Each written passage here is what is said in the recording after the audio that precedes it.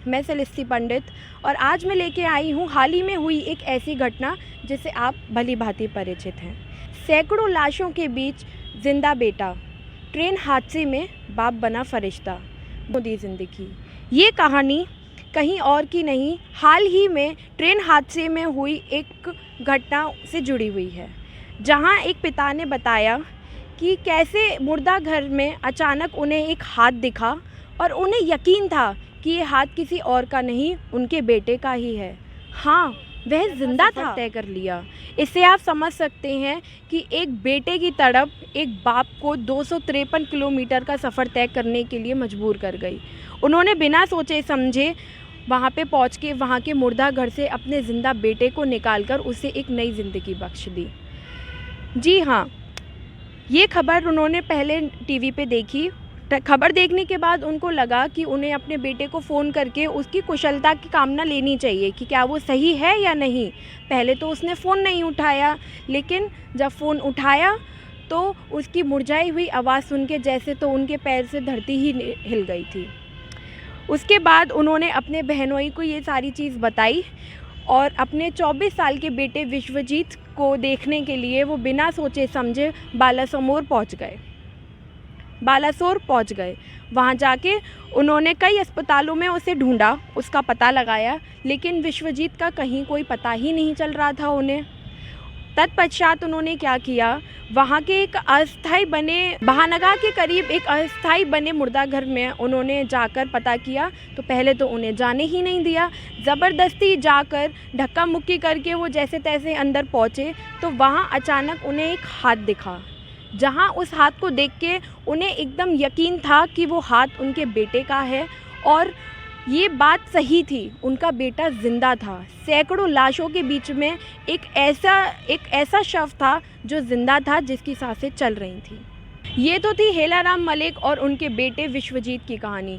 ना जाने ऐसी कितनी कहानियाँ उस मुर्दा घर में, या ना जाने दुनिया भर में इतने मुर्दा घरों में दब के रह गई हैं और अब तो ख़त्म भी हो चुकी होंगी।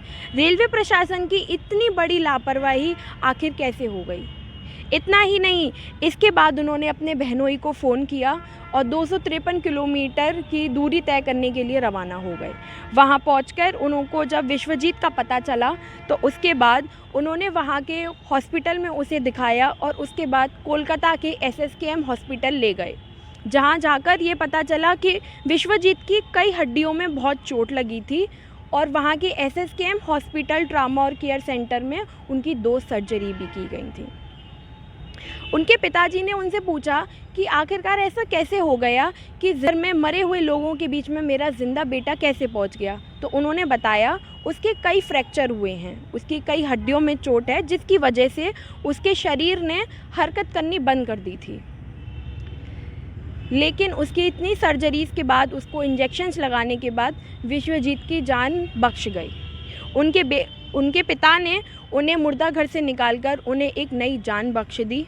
जी हाँ, काल्पनिक कहानी नहीं है, ये घटना एक सच्ची घटना पे आधारित है, जिसे मैं आपको एक कहानी के तौर पे सुनाई रही हूँ। इसके आगे हम बढ़ते हैं। इसमें आगे पश्चिम बंगाल की मुख्यमंत्री ममता बनर्जी भी SSKM हॉस्पिटल पहुंची।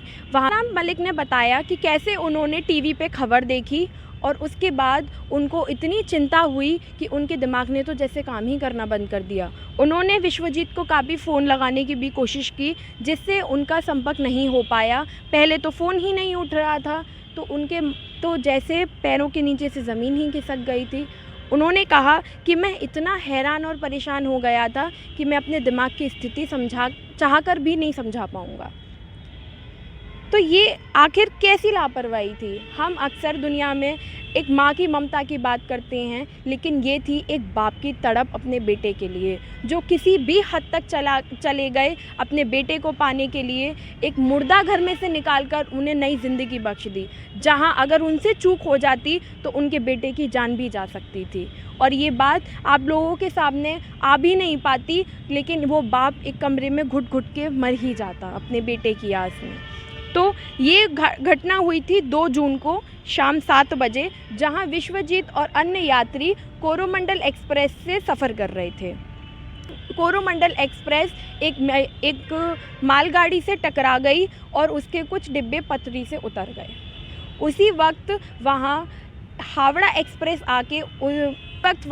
एक्सप्रेस कोरोमंडल एक्सप्रेस से टकराई, जिससे उसके भी कुछ डिब्बे पटरी से उतर गए, जहां 1200 से अधिक लोगों के घायल होने की खबर सामने आ रही है। 278 यात्रियों की तो मौत हो चुकी है।